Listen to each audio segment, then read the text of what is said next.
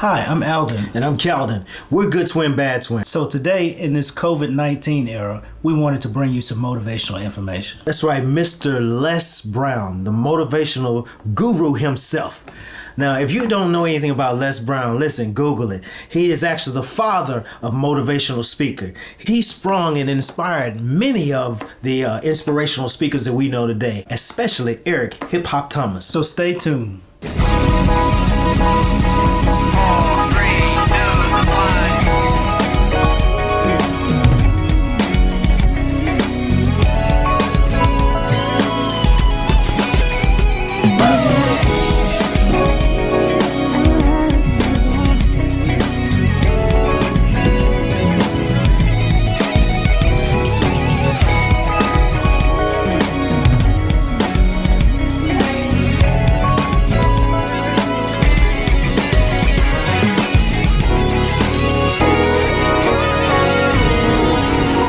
Well, first off, thanks for taking the time to sit down with us. Like we mentioned just a few minutes ago, you have been a big part of our lives. It's like we knew you and never met you before. You know what I'm saying? This is right. This is like an honor. It's truly an honor because you have impacted so many people. Of course, through your seminars, books, but even just for me personally, what I've shared and taking your material and pass it along to people and just say, hey, listen, you need to listen to this. This is gonna help you. Type it's like. Just the wealth of knowledge, Mr. Les Brown. Let's do this. Can we for anybody that just doesn't possibly know you? That was under a rock for the last two. That's the only way you don't know who he is. Right. Because of course we know you as the author, motivational speaker. Talk show host, radio announcer, maybe Brown's baby boy, you know what I'm saying? Mr. Potato Pie Lover, you know what I'm saying? Mr. Potato Pie Lover. Of course, you got to take off the shoes in order to eat that pie because it was so good. You know what I'm saying? Yeah, so you can wiggle your toes. Wiggle your toes. So introduce yourself. Please do us the honor of introducing yourself. Well, it's a pleasure to be in the presence of greatness. It's always a treat with great people. That's the record show. We are recording this. Yeah. It's been an exciting experience. At this stage of my life at 75, and I look back, I had no idea that this Les Brown that you now see existed, and I had no idea that I would be making the kind of impact that I've made globally, and I still feel that I've got more in me. I've got more fire. Yes, sir. You're still hungry, huh? 75, I still got the juice. Don't let this 75 fool you. All right? Yes, sir. Speaking of which, you do look amazing too. By the way, you look amazing. Oh, thank you so much. They say black don't crack, but certainly sometimes you have to use some Vaseline. But I was born in an abandoned building on a floor along with my twin brother Wesley. Right. And we were foster kids, and then we were adopted. And I was a troubled twin. They called me DT, the dumb twin. Right. Because when I was in the 5th grade, I was labeled educable mentally retarded. And they put me back from the 5th grade to the 4th grade. And again, in the 8th grade, I had a lot of energy. And school bored me, but Wesley, he never got in any trouble. He was quiet, an ambivert. And I used to say, Wesley, you need to do something. They think I'm crazy. He said, you are. But I had an interruption. I met this high school teacher. I was in the 11th grade. I was in his class looking for someone, and he said, young man, go to the board and work this problem out for me. I said, I can't, sir. He said, why not? I said, I'm not one of your students. He said, do it anyhow. And then the other students started laughing, saying, he's Leslie. He's DT. He's got a twin brother, Wesley. Wesley's smart. He's DT. And he asked, what's DT? Yeah. He's a dumb twin. And they all erupted in laughter, and I said, I am, sir. He came from behind his desk, and he looked at me, and he said, don't you ever say that again. someone's opinion of you does not have to become your reality. And so in that moment, it was a defining moment. He looked at me with the eyes of Goethe, who said, look at a man the way that he is, he only becomes worse. But look at him as if he were what he could be, then he becomes what he should be. And on that particular day, I discovered what happened and what I do and what you do with the program that you have, that how people live their lives is a result of the story they believe about themselves. And what he did was he disrupted my story. I trained people how to speak, how to transform an audience individually and collectively. And what we do is distract, dispute, and inspire. Distract them from their current story through the power presentation of your story, things that you've gained from life, things that you have learned. You dismantle their current belief system and inspire them, as Mother Teresa would say, to become a pencil in the hand of God and start writing a new chapter with their lives. And so I got into speaking because I wanted to impact people like he impacted me. Being a foster child and then adopted, I never thought that wanting to be like him would take me around the world speaking in over 50 countries and major corporations. I had no idea. And what I realized is that all of us are greater than we realize. I'd like to play Lion King. Simba, you're more than that which you have become. Right. And I strongly believe that. Before I speak, I always say, more of thee, less of me. And Lord, help me to bring out the greatness and allow them to see that they are more than that which they have become, those that are in the audience. Yes, sir. That's awesome. Yes, sir. We appreciate that. I mean, I almost wanted to stop and say we need to take notes, and that was just the introduction. Yes, sir. Yes, sir. You talked about you had no idea, and then you talk about Mr. Washington, how he impacted you and changed your direction.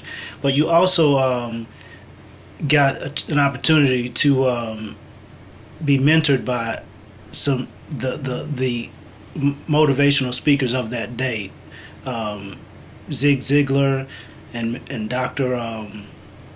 Norman Vincent Peale. Tell how did that come about?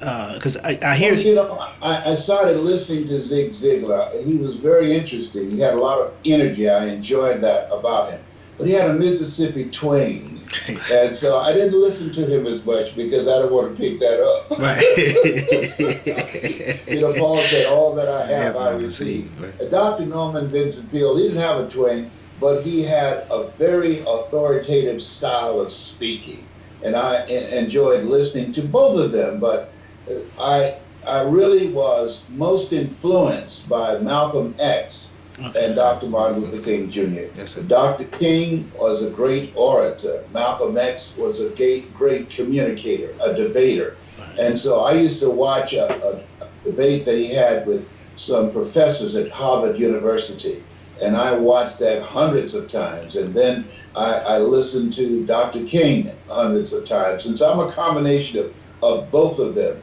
But the thing is about this area, it's an ongoing process to study, because I wanted to know, is it possible, speaking to strangers that you don't know, that you can create a shift in how they see themselves, that you can expand their minds and touch their hearts and inspire them to make some different choices in their lives, to create the next greatest version of themselves. And so I did a lot of independent study and reading, because what I noticed was that they gave the same speech wherever they went.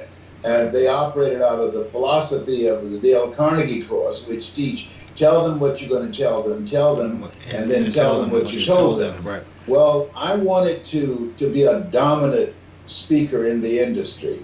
And so in order to do that, you have to be flexible. Well, they were giving information from the book Think and Grow Rich by Napoleon Hill. Right. And I come to know that if information could change people, everybody would be skinny, rich, and happy.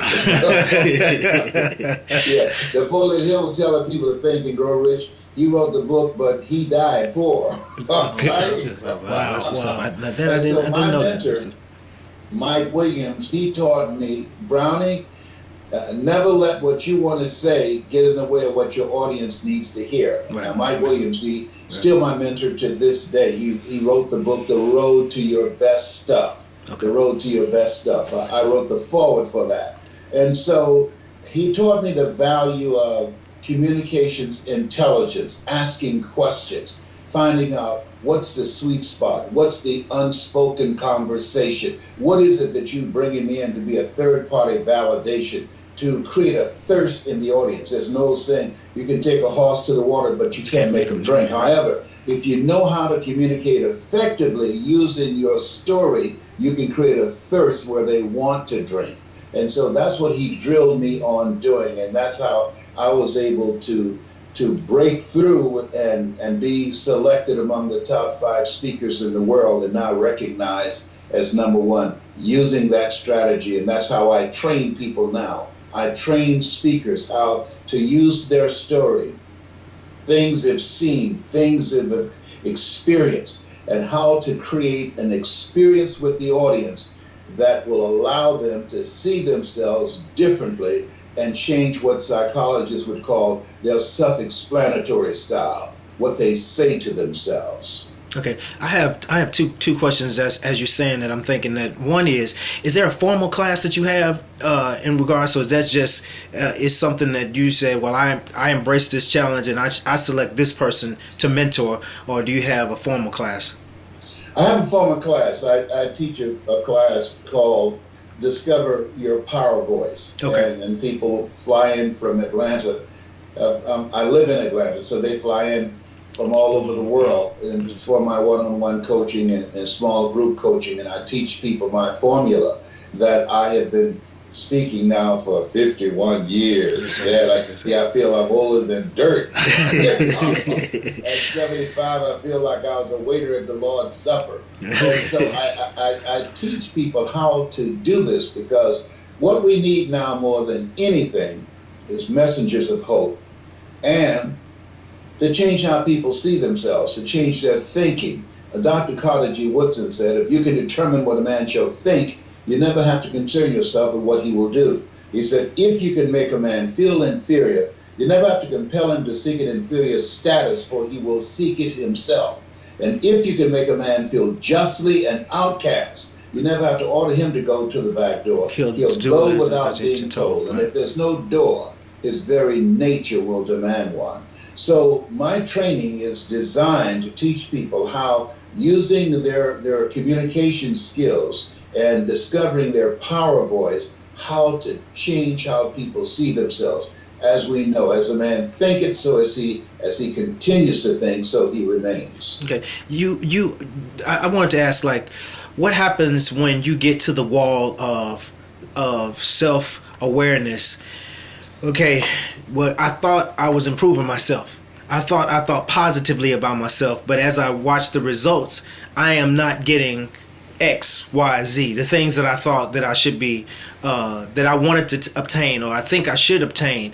And of course, not coming from a place of entitlement. That's not what I'm saying. You know, what I'm meaning is like, okay, well, I thought I would, based on what I thought about myself, how I empowered myself. If you go after something and you fail, right? Yeah, and it's but you say, well, I thought I was at a different place now. You know, I should be. Yeah, well, the thing is this: there's a difference between a failure and failing at something. Okay. You have to separate it. What most people do is, when they attempt to do something and it doesn't work out, they think that they're a failure. No. You come back again. You find another way. You upgrade your strategy. Einstein said that thinking that has brought me this far has created some problems that this thinking can't solve. So now I've got to use another strategy. When Jesus asked the disciples, when the disciples told Jesus they didn't catch any fish, he said, throw your net on the other side. In other words, use another method, use another approach. And so there are many people who give up because they have set points. They have disappointments and setbacks. Willie Jolly, one of the guys I trained, He said a setback is a setup for a comeback. You have comeback power. Yes, sir. And so you got Yes, to sir. Yes, come sir. back again and again. I have a saying, if life knocks you down, try to land on your back. because if you can look up, you can get up. Yeah. Yes, sir. Yes, sir. What about how do you overcome paralysis analysis or fear? Yeah. You do that by becoming a risk taker. Viscott said, if you're not willing to risk, you can't grow. And if you can't grow, you can't become your best. And if you can't become your best, you can't be happy. And if you can't be happy, then what else is there? You've got to be willing to sacrifice. Everything that you want in life is going to require some sacrifice. You've got to give up something. And it's going to be a fight. You know, Frederick Douglass said, we don't get everything that we fight for, but everything that we get, there will be a fight. And the quote I love very much is, life is a fight for territory. And once you stop fighting for what you want, what you don't want will automatically take over. Okay. Awesome. So you just got to fight. I have to ask you, what happened to the radio? You remember when you in your story when you came on the radio and you said drink rock drink. And you told you told your mom and Cassandra to come turn on out the radio, get on the porch and turn the radio up. What did the radio operator? What did the owner say? The owner was shocked. He said, I had no idea that you were that good. But one of the things I teach, it's better to be prepared for an opportunity and not have one than to have an opportunity and not be prepared. I took one of my sons for a walk and I asked him, Calvin, do you want to become successful? And he said, yes. And we walked further. And then I asked him another question. I asked, do you expect to become successful? And he did not answer.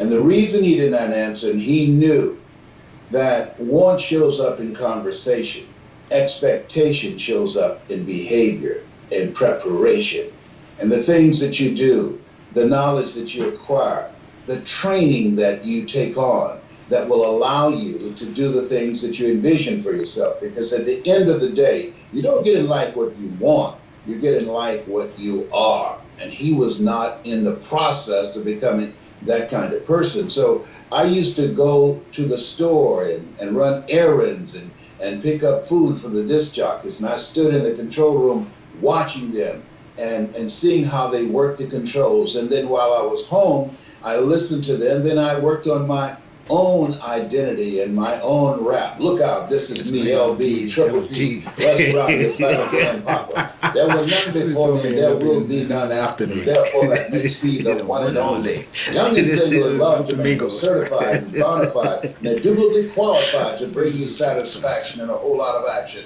Look out, baby, I'm your love man. I was hungry. You know what? I almost said that to you when we first started. I almost said it to you. And I said,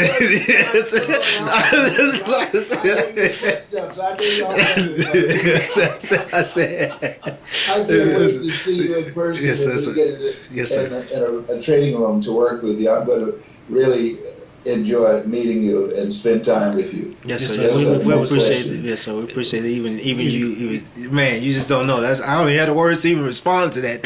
Except for say, send my plane ticket. Let's get the plane ticket. Let's go.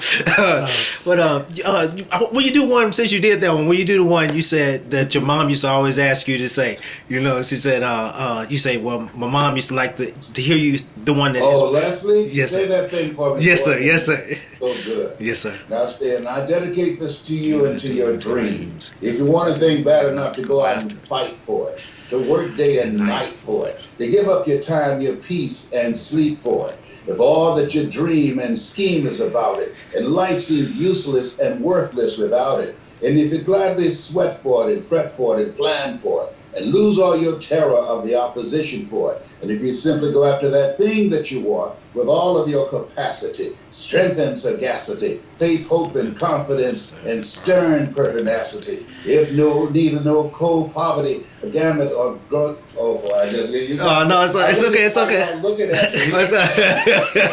No, it's like 'cause, you know, it's like watching your superhero do it. You know, do his thing. But yes, but because I didn't expect you to ask me that, but that's a strategy of how to end a speech in a crescendo to get a standing ovation, where you're affirming the audience that you can make this happen, that you are calling on the greatness in them.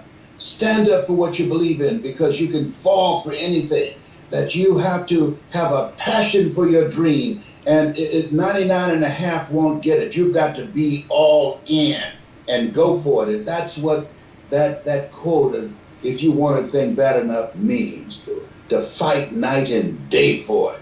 And audiences seem to love that. And when I get through with it, as my mentor, Mike Williams, would say, and Dr. Anthony Sweeting, I get the butter from the duck. They know, okay, we've been in the room with the motivator. Right. Yes, sir. Yes, sir. Yes, sir. Even in this time where you got apathy, and especially currently we got the COVID-19 that we're battling, where it's a lot of suicide rates are up. You really believe that there's greatness in people, and it's our duty to get, it's your duty to get that greatness pulled out of people? Absolutely. There's a lady who wrote a book called Lessons in Truth, and she said man's primary cause of suffering is forgetfulness. Katie is her name. And that sometimes life can knock you senseless and you don't know who you are. And so what you need sometimes is a voice to challenge you. I was going through a tough time, and I was defending some people in a police brutality situation, and I was a disc jockey, and I did an editorial about it, and I was fired, and they told me not to speak out on it, and I did anyhow. And so I was talking to a friend of mine named Porky, and he asked me a key question: are you learning anything? I said, what do you mean by that? He said, every time you did an editorial about police brutality, you knew that you're going to be fired. So why did you do it? I said, because I thought it was wrong. This guy was a Vietnam veteran, and he was holding this baby in his arms, and the cop hit him with a billy club. He was wrong doing that. He said, what did you learn? And I said, I learned that I have to stand for something. I didn't believe that was right. And there are people who fought for us to be here, who lost their lives, who went to jail. Right. So I lost a job so I can get another job or create another job. I learned that that's what I stand for, that which is right. And so everything that happens to us, there's a learning experience. At the time they happen, many times we think they happen to us, but ultimately they happen for us. Because had I not been fired, I would have never ran for the Ohio legislature. Had I not been fired, I would have never become a motivational speaker. Had I not been fired, I would have never produced 8 specials for public television. Had I not been fired, I never would have spoken to over 80,000 people in the Georgia Dome and earned millions of dollars, transforming people's lives around the world, doing what I love to do, answering the call on my life. Helen Keller said, when one door closes, another door opens. But most people spend more time looking at the closed door, and they don't see the open door. And so what I did is took advantage of the open door, and I said, there's something out here for me to do. There are some people who believe that opportunity knocks on every door. I believe that opportunity stands by silently, waiting for you to recognize it. Mm. Okay. Well, we're actually kind of coming to the end, but I was going to say, okay, in terms of the opportunity, how do you see those moments? I mean, if you say, well, I'm working in what I think I'm called, or what I think I'm purposed for. Some people, I'm working hard, and I can't seem to see what my life's purpose or what that opportunity is. So what do you say to that? What I ask a person is, what's in your heart? If we get still and listen, like the two of you, you love to help people. Now, all you have to do now is realize that's a calling. That's what you love to do. A calling is something that you love so much, you'll do it for nothing, right. but you do it so well that people will pay you to do it. So now all you have to do is learn how to monetize what you will do for free, because you got to have a living.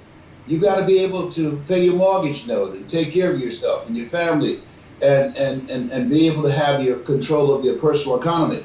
However, when you live a heart-centered life, and this is what I talk about in my book, and I encourage you to get it, you've got to be hungry. That the H stands for in hungry is heart-centered life. Where your heart is, there your treasure is also. So when you do that which you love to do, you pour yourself into it. You want to master that because that's who you are. And as a result, you will hold yourself to a higher standard. You operate out of the thinking of Henry David Thoreau, who said, do not go where the path may lead, go where there's no path and leave a trail. And so the two of you, that you've made a decision to live a life that will outlive you. That comes out of your heart, and that's what's guiding you. Most people, they think in terms of, and we've been conditioned and trained to think about getting a job. Well, the job market is gone. There's such thing as job security. Right. So now you have to become an entrepreneur. You have to do that which you were born to do. I believe that we were created to create by the Creator. So what are you going to create? That which is in your heart. What's in your heart? We love to help people. We got a program here and we've decided to do it, and we believe that people can get some value out of seeing this and the interviews that we conduct. That's the mission that we're on. And so you're in the right path, and everybody have to do some self-examination. It's self-awareness, self-approval. Once you decide what's in your heart, this is what I love to do, I can do it 8 days a week for free because I love it. And then there is approval. Then you approve yourself. You decide, I deserve to have this. I'm going to go for this. And out of that self-approval comes self-commitment. You commit your time and your energy to develop yourself so that you can achieve what it is you want to achieve, and you're going to have some victories. And then that goes to self-fulfillment. You're going to have victory, self-awareness, self-approval, self-commitment, self-fulfillment. And now you go back to the beginning after you achieve some things, back to how did I get here? What worked? What did not work? What changes do I need to make? What relationships do I need to let go of? What new relationships I need to deepen and bring on to help me go to that next level? It's a cyclic process. I call it 4 stages to greatness. Yes, okay. Awesome. Did you have any information you wanted to get out? If you had to, I'm sorry. Go ahead. I'm sorry. I just have one more question before we ask you to get out any information. The motivational speakers today, did you mentor any of them, and what are your thoughts about the landscape of motivational speaking today? Oh my goodness, yes. Johnny Wimbrey, who wrote the book From the Hood to Doing Good. There's so many. Andy Enriquez, Stacy N.C. Grant, a plethora of speakers out there that the old man had a chance to train them. Because when I came out, there was nobody on stage that looked like you. Right? And you got guys like the hip hop preacher, right, Eric Thomas. Eric Thomas watched hours of my motivational materials, and then he went out there and did his own spin on it. So there's so many, and I'm just happy to see them and very proud of them. My goal is to train messengers of hope, because when there's hope in the future, that gives you power in the present.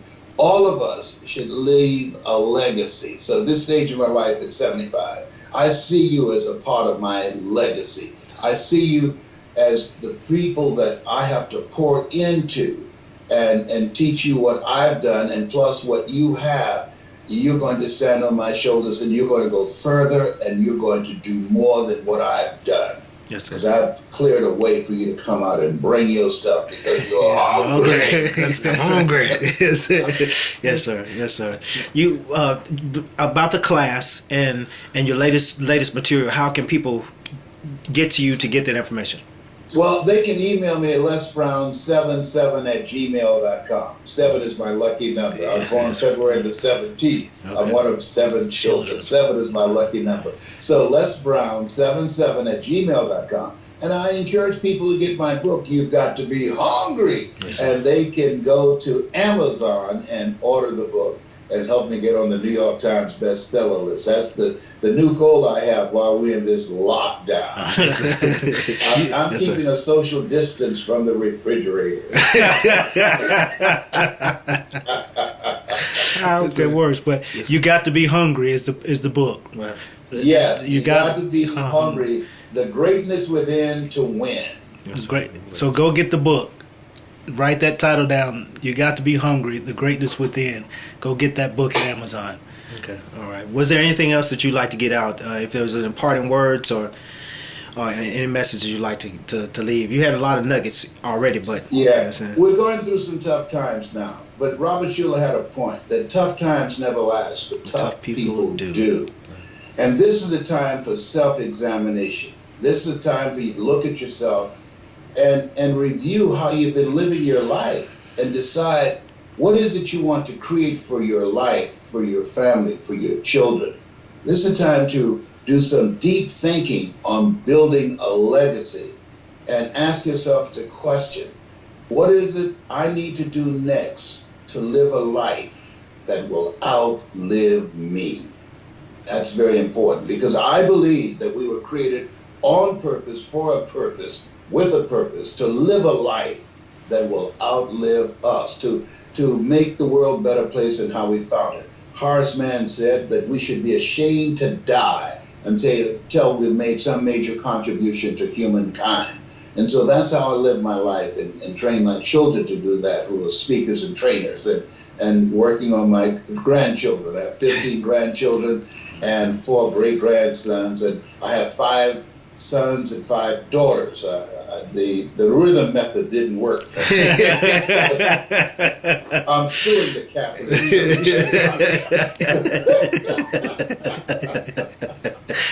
That's awesome. That sums it up for me. Yes, sir. Yes, sir. Thank you so much.